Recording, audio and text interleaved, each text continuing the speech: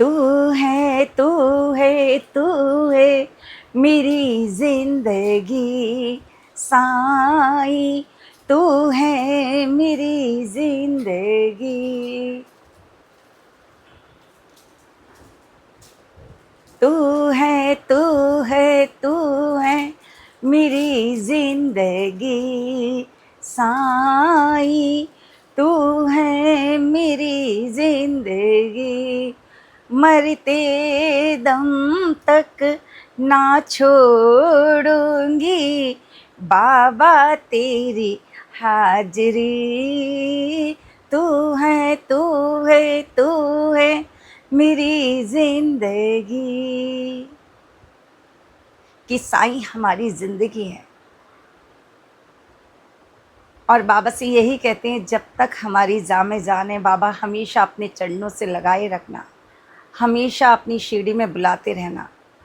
और जिसके ऊपर बाबा की कृपा हो जाती है उसकी तकदीर ही बदल जाती है, उस वक्त की तकदीर बदल जाती है। कहते तुम न करोगे तो करम कौन करेगा, और तेरे बिना साईं झोली कौन भरेगा। तो बाबा सभी भक्तों की झोली भर देते हैं जो श्रद्धा और विश्वास से बाबा से जो भी मांगते हैं वो ज़रूर मिलता है। और बाबा वो ही अपने भक्त को देते हैं जो उसके जीवन के लिए अच्छा होता है। मांगते तो हम बहुत कुछ हैं, लेकिन जो हमारे जीवन के लिए अच्छा होता है वही बाबा हमें देते हैं। जैसे एक माँ को पता होता है अपने बच्चे के बारे में कि मेरे बच्चे के लिए क्या चीज़ सही है और क्या चीज़ सही नहीं है, वो ही बाबा, वो माँ बाप भाई बहन सब कुछ हैं। तो उनको पता है कि हमारे जीवन में क्या सही है क्या, और वो परीक्षा लेते हैं। और परीक्षा उन्हीं की लेते हैं जो बाबा के सबसे ज़्यादा करीब होते हैं। कि आपका विश्वास तो नहीं डगमगा रहा है, आप अगर आपकी कोई मनोकामना पूरी नहीं हो रही है तो आप बाबा से क्या शब्द बोल रहे हैं, बाबा आपकी परीक्षा ले रहे हैं। तो आप घबराइए मत, बस श्रद्धा और सबूरी रखिए। जहाँ श्रद्धा और सबूरी होती है वहीं बाबा होते हैं। मेरे जीवन में बाबा ने पता नहीं कितनी लीलाएं की हैं, और मैं चाहती हूँ कि वो जन जन तक पहुँचे कि बाबा ने कितनी लीलाएं करी हैं। बाबा अपने भक्तों के साथ लीलाएं करते हैं, लेकिन आज के टाइम में ज़्यादातर लोग चिंता करते हैं। कहते हैं चिंता चिता के बराबर होती है और चिंतन प्रभु तक ले जाती है। इसलिए आप चिंता ना करके सिर्फ प्रभु का चिंतन करें, जिससे प्रभु की कृपा आप लोगों के ऊपर बनी रहे। सब कुछ साईं के ऊपर छोड़ दीजिए, और जब आप सब कुछ साईं के ऊपर छोड़ देंगे ना, देखिए 7 समुंदर पार से भी बाबा अपने भक्तों की लाज बचाने के लिए या अपने भक्तों के जीवन में बदलाव लाने के लिए उसके घर पहुंच जाते हैं किसी न किसी रूप में। वो संकेत भी देते हैं कि मैं आया हूँ, और भक्त खुश हो जाते हैं। तो आज मैं आपको ऐसी एक लीला शिरडी की सुनाने जा रही हूँ जो बाबा ने मेरे साथ करी। अनेकों लीलाएं करी हैं, क्या क्या आप लोगों को लीलाएं बताऊं।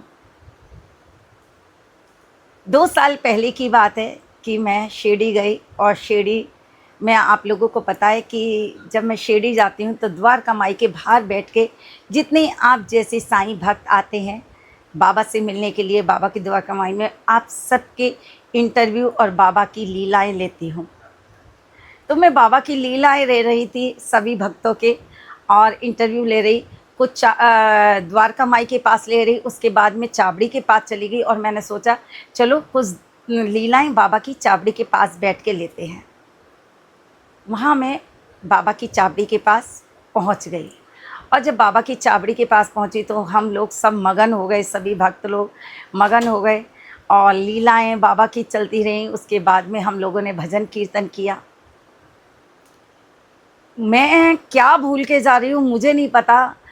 मैं जब द्वारका माई पे आके बैठ गई, चावड़ी से द्वारका माई पे आके बैठ गई, तो मेरे पास एक फ़ोन आता है कि मैडम आपकी कोई चीज़ मिसिंग है। मैंने कहा मेरे पास किसका कॉल आ रहा है और क्या चीज़ मिसिंग है, कुछ समझ में नहीं आ रहा।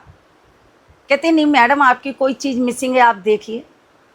फिर भी मैंने चारों तरफ देखा, मुझे कुछ समझ नहीं आया कि क्या चीज़ कह रहे हैं। तो बोले मैडम आपसे एक बार और पूछ रहे हैं, हम समाधि मंदिर से सिक्योरिटी गार्ड पुलिस वाले बोल रहे हैं, आप देखिए आपकी कोई चीज़ मिसिंग है। जब मैंने देखा मैंने कहा अरे ये तो पुलिस वाले हैं। तो मैंने देखा, मैं देखती हूँ। मैंने कहा आप 5 मिनट रुकिए, मैं देखती हूँ कि क्या चीज़ खोई है। जब मैं चारों तरफ निगाह रखती हूँ तो क्या देखती हूँ कि जो मेरा पर्स है जिसमें बहुत सारे पैसे थे, कम से कम 10,000 रुपये थे उसमें, और वो पर्स मेरे पास नहीं था। और जब मैंने देखा कि वो पर्स मेरे पास नहीं है, मैं एकदम हैरान हो गई। मैंने कहा हाँ मुझे आपसे बात करनी है। तो बोले हाँ मैडम आपको पता लगा आपकी क्या चीज़ मिसिंग है।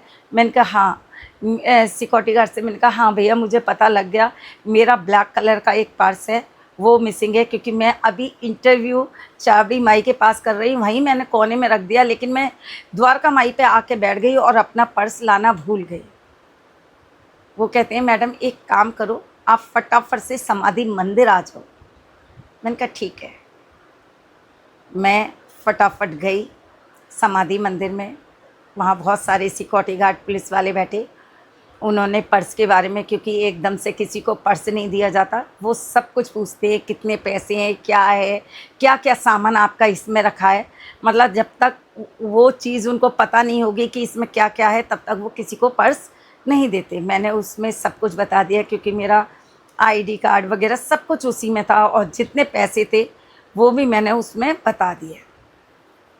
बोले ठीक है मैम ये आपका पर्स। मैं रोने लगी, मेरे आंखों से आंसू निकलने लगे। मैंने एक बात पूछी, मैंने कहा प्लीज़ सर मुझे एक बात बताएंगे। बोले हाँ, कि आपको ये पर्स कहाँ से मिला? आपका समाधि मंदिर इधर है और मैं जो पर्स छोड़ के आई हूँ वो इधर।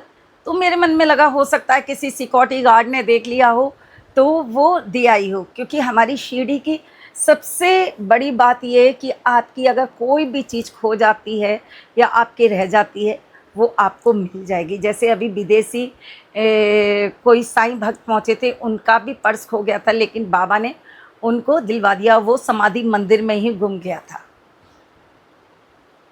उसके बाद मैंने उनसे यही सवाल पूछा, मैंने कहा मेरा पर्स कौन दे गए? उन्होंने कहा कि मैम हमारे सिक्योरिटी गार्ड वगैरह ने नहीं देखा, वहाँ एक बुज़ुर्ग थे, कम से कम 60-65 साल के बुज़ुर्ग थे, और उनके हाथ में ये पर्स था, और उन्होंने कहा कि ये एक बच्ची अपना पर्स छोड़ गई है तो आप इस पर्स को रख लो।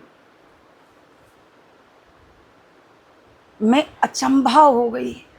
मैंने सोचा, मैंने कहा बाबा के अलावा कोई नहीं हो सकता, क्योंकि बाबा हमेशा मेरे से यही कहते हैं कि मैं तेरे साथ हर पल हूँ, हर घड़ी तेरे साथ हूँ, जहाँ तू है वहाँ मैं हूँ। बाबा हर जगह साथ साथ रहते हैं।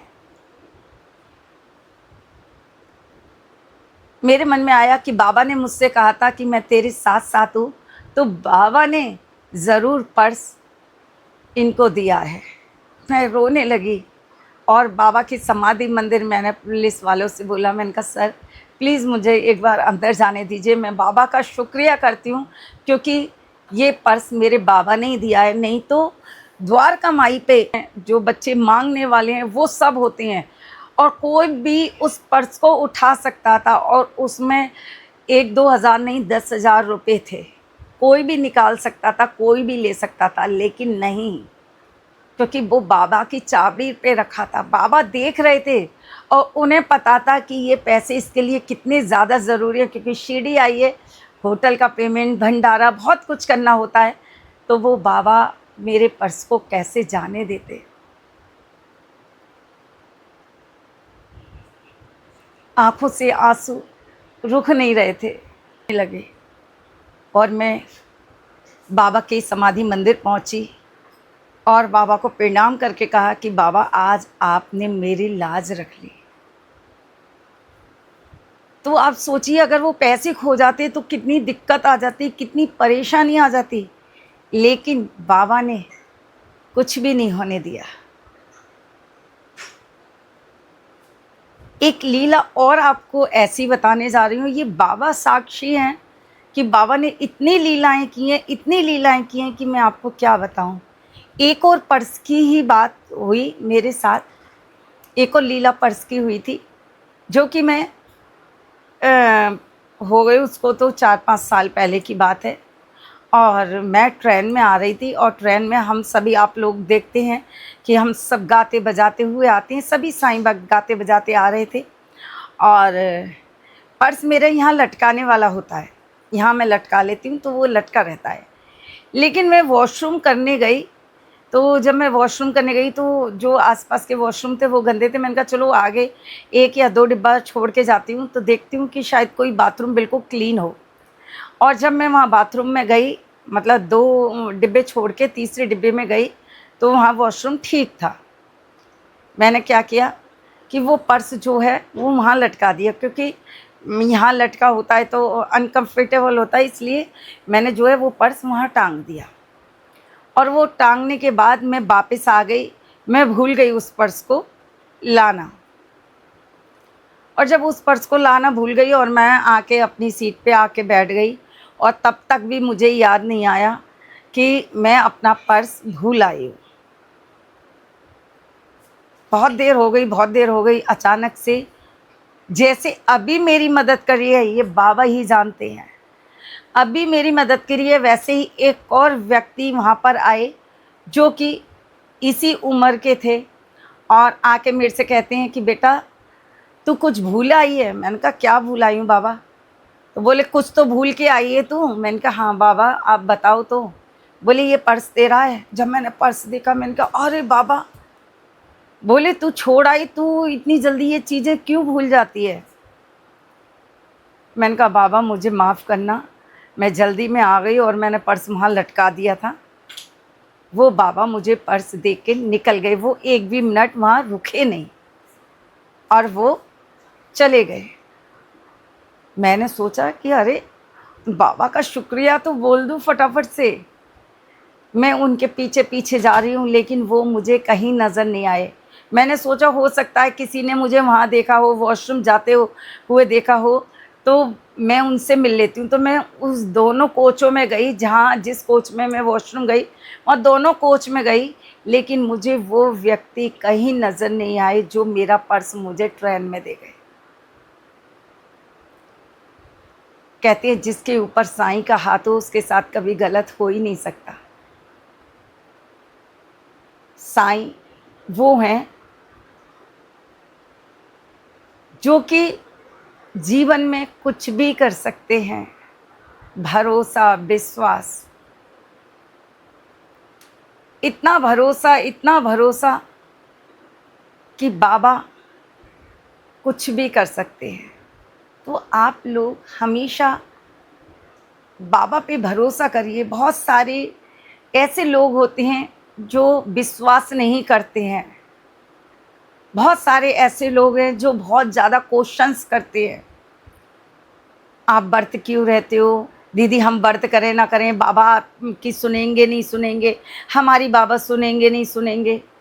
हम व्रत इतने करेंगे तो दीदी हमारी अरदास पूरी हो जाएगी।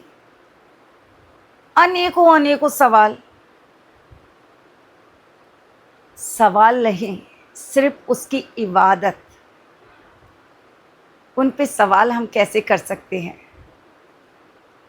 बाबा तो सब कुछ कर सकते हैं। आप व्रत, बहुत सारे साईं भक्त कहते हैं बाबा ने तो व्रत बताई नहीं। बिल्कुल, लेकिन ये हम सभी साईं भक्तों के मन की बात है। जैसे वहाँ पे भी एक साईं भक्त थे जिन्होंने बाबा का गुरुवार का व्रत रखना शुरू किया था, और आज हम सबका भी मन करता है कि हम बाबा के लिए व्रत रख सके। बाबा ने तो मना किया है कि अन्न के बिना कुछ भी नहीं है, लेकिन आपने खाली पेट बिल्कुल नहीं रहना। आप फ्रूट खा सकते हो, आप कुछ और भी खा सकते हो, शाम को एक टाइम खाना खा सकते हो, लेकिन अपनी जो भक्ति है वो विश्वास के ऊपर टिकी हुई है। अगर आपका विश्वास दृढ़ है निश्चित है तो आपके साथ बाबा की लीलाएं होंगी। अगर आपके को विश्वास नहीं है, आप बार बार बाबा पर सवाल उठाएंगे, संदेह करेंगे, होगा नहीं होगा, ये छोड़ दीजिए कि कब होगा, कैसे होगा, क्यों होगा, सब बाबा पे छोड़ दीजिए। बस ये कहिए कि मुझे पता है कि बाबा आपकी कृपा तो मुझ पर होनी है। चिंता छोड़ दीजिए। चिंता इतनी बुरी होती है कि वो चिता तक ले जाती है। चिंता में डिप्रेशन में चले जाती हैं, परेशान हो जाती हैं, कुछ अच्छा नहीं लगता। इससे तो अच्छा है कि आप सिमरन करें, उस ईश्वर का सिमरन करें जो उनके पास तक ले जाती है। बाबा कहते हैं ना, मेरे पास इतना कुछ है, इतना कुछ है, लेकिन लेना आना चाहिए।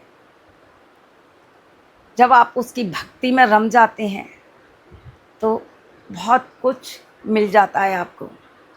निस्वार्थ भक्ति, आजकल निस्वार्थ भक्ति नहीं रही है। बाबा मैं ये करूँगी तो मेरा ये काम हो जाए, बाबा मैं ये करूँगी तो मेरा ये काम हो जाए, बाबा मैं ये करूँगी तो मैं इतना नहीं। बाबा सब कुछ आपका है, जो मेरे से हो सकेगा, जो आप करवाएंगे वो करूँगी, क्योंकि देने वाले तो वही है ना। हम कौन हैं? हम कुछ नहीं करते, सब कुछ प्रभु करते हैं, साईनाथ करते हैं। वो पार ब्रह्म है, परमेश्वर हैं, वो कुछ भी कर सकते हैं। गौतम खट्टर, आपने अभी देखा होगा जो मैंने वीडियो डाली थी, किस तरह से माफ़ी मांग रहे थे। उन्होंने किसी को नहीं छोड़ा, सबके बाबा के बारे में कितना उल्टा सीधा बोला, लेकिन आखिरकार उसने भी हार मान ली। उसको भी पता है क्या सही है, ईश्वर को पता है कि क्या सही है, और उसने माफ़ी मांगी।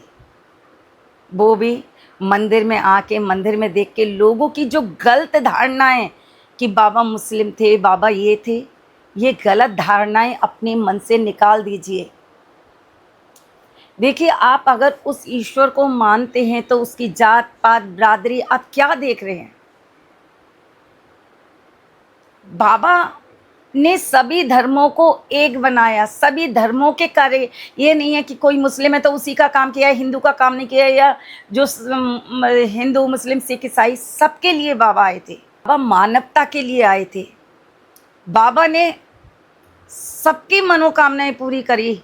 जो भी आता था, जो भी बिरादरी का आता था, बाबा उसके, कोई बीमार है, कोई इसी के बच्चे नहीं है, कोई बहुत ज़्यादा परेशान है, सब द्वारका माई में आते थे और सबकी बाबा मनोकामनाएं पूरी करते थे, और उस भक्त की जो भी प्रॉब्लम होती थी वो दूर करते थे। जैसे डॉक्टर पिल्ले के जब कितनी प्रॉब्लम हो गई पैर में, तो बाबा ने किस तरह से ठीक कर दिया।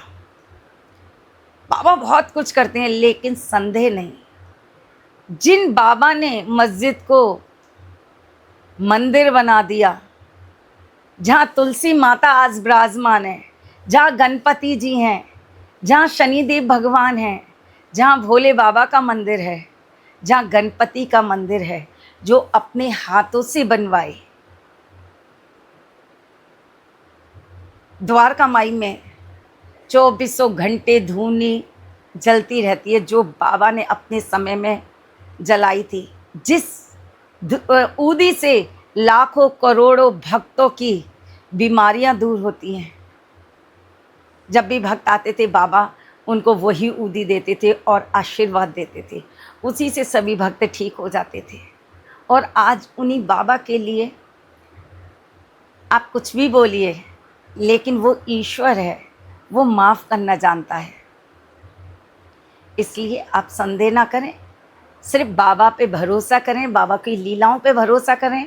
अगर आप लोगों के पास भी बाबा की लीलाएं हैं, बाबा के अनुभव हैं, तो प्लीज़ शेयर ज़रूर करें, लिख के शेयर करें, बता के शेयर करें, या किसी से बात करके शेयर करें, लेकिन शेयर ज़रूर करें, जिससे बाबा की लीला हमेशा आपके ऊपर बनी रहे। हमेशा मैं यही कहती हूँ कि दास गणों को हम सत सत प्रणाम करते हैं, उनको कोटि कोटि प्रणाम करते हैं, जिन्होंने जगह जगह जाके बाबा की लीलाओं का गुणगान किया। जगह जगह जाते थे, बाबा का कीर्तन करते थे, बाबा की लीलाएं सुनाते थे, और वो लोग जो बहुत ज़्यादा परेशान थे, वो बाबा के द्वारका माई तक पहुँचते थे।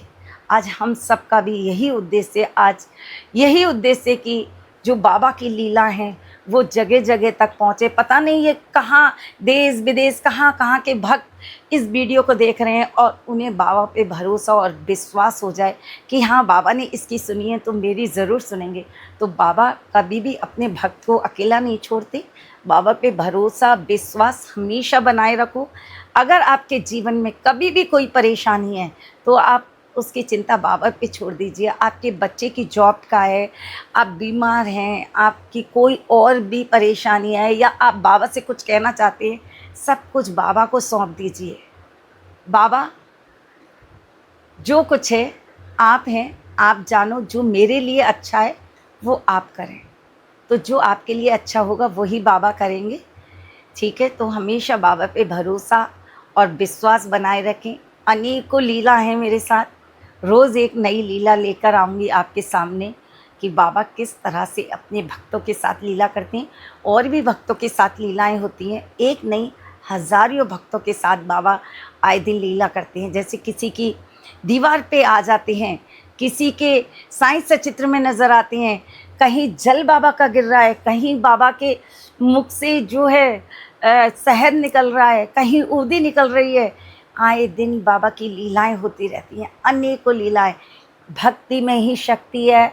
आपकी जैसी भक्ति होगी, जैसा भाव होगा, बाबा वैसे ही आपके साथ होंगे। कहते ना, जैसा भाव रहा जिन जन का, वैसा रूप हुआ मेरे मन का।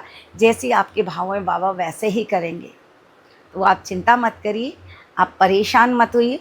और अभी कुछ दिनों में हम लोग एक बाबा की वीडियो, अभी तो जो जितने भी साईं भक्त हैं उन लोगों को परेशानी या दिक्कत होती है तो हम लोग प्रार्थना डालते हैं। सुबह प्रार्थना डालते हैं, 10-11 बजे प्रार्थना डालते हैं शॉर्ट वीडियो पे। वो आप लोग ज़रूर देखें। पता नहीं कहाँ कहाँ लोग परेशान हैं, तो वो शॉर्ट वीडियो आप ज़्यादा से ज़्यादा शेयर करें, ज़्यादा से ज़्यादा सब्सक्राइब करें, जिससे वो वीडियो लोगों तक पहुँचे और वो बाबा की द्वारका माई के दर्शन कर सकें और बाबा की उनको ये ऊपर कृपा हो सके।